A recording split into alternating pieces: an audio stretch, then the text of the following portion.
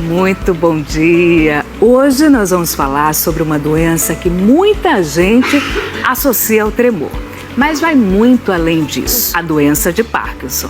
E o mais importante, os tratamentos mudaram muito ao longo dos anos. Saímos de comprimidos para tecnologias que atuam diretamente no cérebro. Mas afinal, o que já é realidade e o que está por vir? Então, para isso, eu trouxe aqui uma especialista, neurologista, Jaci Parmera, médica do Hospital das Clínicas da USP. Seja bem-vinda, Jaci. É um prazer, Francine. Obrigada pelo convite. Obrigada a você por estar aqui. Mas vamos contextualizar o pessoal que está em casa. O que é a doença de Parkinson e o que causa? Claro, Francine, obrigada pela pergunta. É importante a gente mencionar que a doença de Parkinson é a segunda doença neurodegenerativa mais comum no mundo e que vem aumentando muito em prevalência.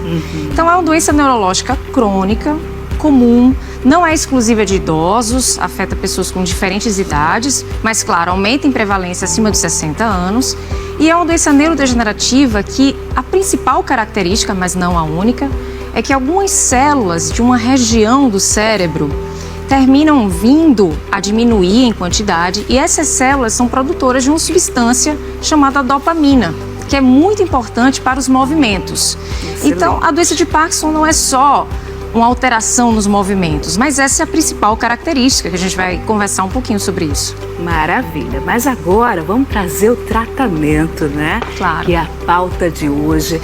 Para que a gente entenda como é que está o avanço, vamos entender primeiro qual é o tratamento convencional, qual é o tratamento tradicional da doença de Parkinson. Ótimo, é muito importante, e eu costumo sempre falar isso para as pessoas, que a doença de Parkinson é uma doença que não tem um tratamento curativo. Excelente. Mas tem um tratamento. Então, você sabe, como neurologista, que a gente trata as pessoas com doença de Parkinson, elas podem ficar bem por anos, às vezes por décadas. Então, é muito importante a gente falar isso para as pessoas que receberem um diagnóstico, não ficarem desesperadas, achando que elas não vão receber um tratamento adequado.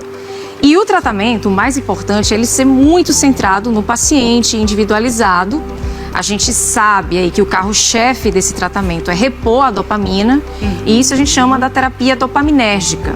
E a base dessa terapia dopaminérgica é a levodopa. Interessante, né? O pessoal fala, doutora, ainda é o tratamento do Parkinson, a levodopa, não é isso? Eles até ainda veem, mas hoje ainda é o padrão ouro, não é, Jaci? Ainda é, desde a década de 70, e eu ainda falo para os pacientes, foi tão importante que o médico que veio, o farmacêutico, a desenvolver, ganhou o prêmio Nobel. Então foi um marco realmente na medicina. Mas há várias outras opções de tratamento, de terapia dopaminérgica, e a gente não pode deixar de mencionar que o exercício físico, hoje em dia, é considerado sim um tratamento, porque diminui a progressão da doença, assim como fisioterapia, fonoaudiologia e a reabilitação como um todo. Muito importante você trazer isso, porque as pessoas vão atrás do remédio. Quero tratar só com remédio, mas a importância da atividade física, não é isso? Da reabilitação, faz toda a diferença, não é, Jaci? Sim, sem dúvida. Mas me diga uma coisa, então você falou do levodopa, da reposição da dopamina, não é isso? Com o passar do tempo de tratamento, pode haver efeitos colaterais do levodopa e a necessidade de mudar um pouco essa terapia? Como é que funciona? E o que é que tem de avanço no tratamento com o próprio levodopa, com a própria reposição da dopamina padrão ouro? Com o tempo, sobretudo após os primeiros 5 anos de tratamento, a gente, às vezes, em alguns pacientes, precisa avançar para o que a gente chama de uma terapia avançada. Então, esses pacientes que têm a gente pode chamar de efeitos colaterais ou então de complicações motoras relacionadas à levodopa, mas esses pacientes que têm essas complicações motoras, como as flutuações motoras, as discinesias, eles precisam fazer uso do que a gente chama de uma terapia avançada. E essa terapia no mundo inteiro, ela consiste principalmente de 3 estratégias. A estimulação cerebral profunda é o carro-chefe, mais bem estabelecido e disponível no Brasil. Ótimo, gente. Temos o ultrassom focado e temos as terapias de infusão, que ainda não temos no Brasil, mas já temos no mundo e é possível que tenhamos em breve. E quando você fala, para que o público entenda em casa, essa terapia de infusão, é uma infusão do próprio levodopa, é isso? Como é que funciona? Da substância, da dopamina? Explica um pouquinho para quem está em casa. Essas terapias de infusão, elas podem tanto ser da levodopa, quanto ser de outros medicamentos, como os agonistas dopaminérgicos, mas realmente, os mais bem estabelecidos e usados no mundo inteiro são terapias infusionais de levodopa. São como bombinhas mesmo, que ficam ou diretamente no estômago ou na pele. E ao invés de você ter a medicação oral do levodopa, que é o nosso famoso Prolopa no Brasil, a gente tem a Fos-levodopa, por exemplo, que é uma terapia infusional, através da pele, no subcutâneo, e vai diretamente para o sangue. Ou seja, é um avanço tecnológico dessa molécula da levodopa. Olha que bacana, né? Então Muito. Quer dizer que vai infundindo ali devagarinho, ao longo do dia, através dessa bomba subcutânea, né? E vai lançando essa substância, repondo, é isso? Exatamente. Então, fica ao longo de 24 horas. A Fos-levodopa, ela fica numa pequena agulhinha no subcutâneo, ou seja, na pele do paciente, nem é no estômago, atrelado a uma bomba, que não é uma bomba grande, que o paciente precisa portar. E ali é uma terapia infusional, fica dispensando essa Fos-levodopa ao longo dessas 24 horas, poupando o paciente de precisar tomar várias vezes a medicação, que a gente sabe que às vezes os pacientes precisam tomar a cada 2, 3 horas remédios, comprimidos, e muitas vezes, mesmo assim tomando, eles não conseguem ficar com seus sintomas, digamos assim, com uma boa qualidade de vida, né? A gente não consegue chegar lá. Que avanço, não é? Sim, sim. Então, mas você falou também do que muita gente conhece como chip cerebral. A estimulação cerebral profunda. Explica um pouquinho como é indicada, né? Como é feita a estimulação cerebral profunda. O chip cerebral ou marca-passo cerebral, ele é bem famoso, ele é bem estabelecido. Então, há mais de 20 anos vem sendo feito. No Brasil também já é feito há décadas. E, na verdade, é uma estimulação cerebral profunda. Então, o neurocirurgião, através de uma cirurgia estereotáxica, no início até com o paciente acordado, não é? Como a gente vê, ele coloca, através de um mapeamento, uma neuronavegação, eletrodos numa região lá específica do cérebro, em núcleos lá no fundo do cérebro. E aí, esses eletrodos, eles fazem um estímulo eletroquímico, como a gente chama, e eles reformulam ali as redes neurais de forma que os sintomas dos pacientes melhoram muito. Maravilha. E a gente consegue reduzir os remédios de uma forma substancial. Maravilha. E me fala uma coisa, você falou também do ultrassom, não é isso? Um ultrassom ali focado. Como é? Para quem é indicado e como é realizado? Isso.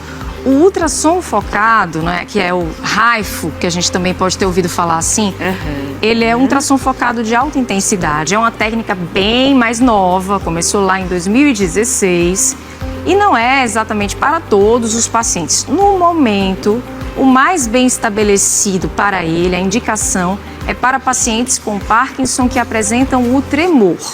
Excelente. Então, melhora o tremor nesses casos. Muita gente vai no consultório perguntando, doutora, eu posso fazer? Ela está colocando, no momento, a indicação é para o tremor. Para isso? E falando bem diretamente, na maioria das vezes, né, o DBS, a estimulação cerebral profunda, ainda é a melhor estratégia.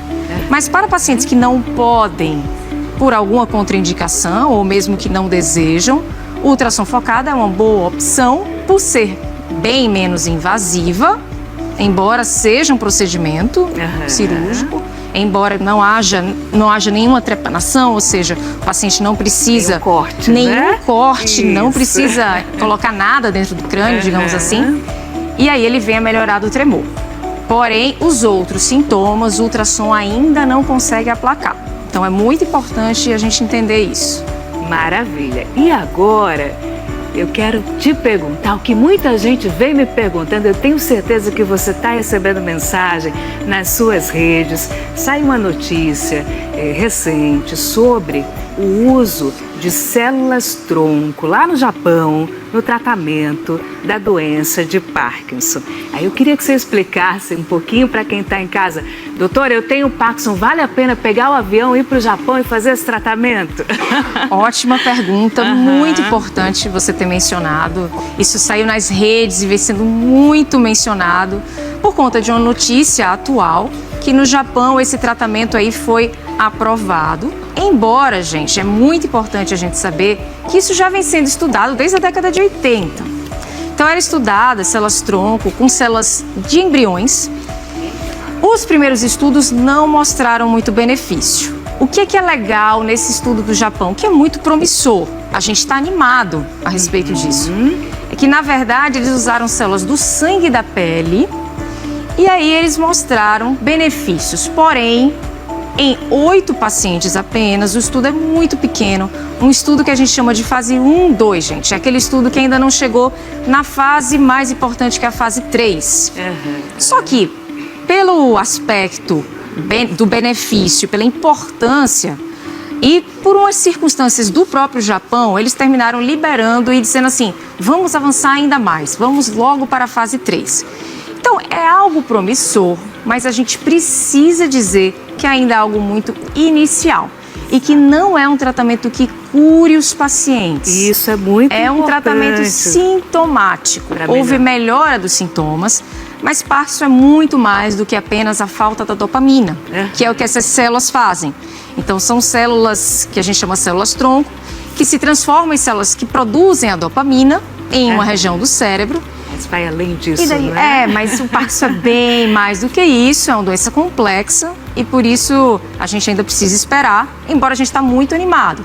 Mas calma, ainda estamos numa fase inicial de estudo. Calma, gente, não vão lá para o Japão Não, agora, ainda não, ainda não. Excelente, Jaci, excelentes informações. Prazer. Doutora Jaci, vem cá comigo juntinha. Doutora Francine Mendonça sempre traz pautas aí importantes, relevantes. A gente fica animada, mas tem que ficar calma. Tá todo mundo animado, mas fiquem calmos. Isso, essa é a ideia. Vamos aos poucos. Vamos colocar a rede social agora das doutoras, por gentileza. Primeiro, a doutora Francine Mendonça, no quadro Entendendo o Cérebro, olha aí. Cadê Tá o nosso? vindo. Tá chegando. Doutora, tudo seu. DRA Francine Mendonça, doutora Francine Mendonça. Trechinhos desse quadro sempre vão para as redes, né? Então mandem suas dúvidas, suas perguntas, enfim, adicionem. Tem conteúdo legal de neuro. Agora da doutora é Jaci Parmeira. Falei certinho? Jaci Parmeira. Tá Jaci certo. Parmeira. Parmeira é de que origem? É italiano. Italiano, olha aí. Tá o Instagram? Isso. Parmeira aí, tá vendo? Traz muitas atualizações, não é, Jaci? A gente tenta, a ideia é essa. Jaci tem doutorado, pós-doutorado, ela estuda muito essa área, né, Jaci? E você não, né? Aqui, Então, até parece, ela fala assim. Por isso, ó, semelhante atrai sempre semelhante. Gente, muito obrigada, viu? Obrigada, foi um Boa prazer, sexta gente. pra vocês. Obrigada a vocês. Beijo. Beijo. E vamos falar de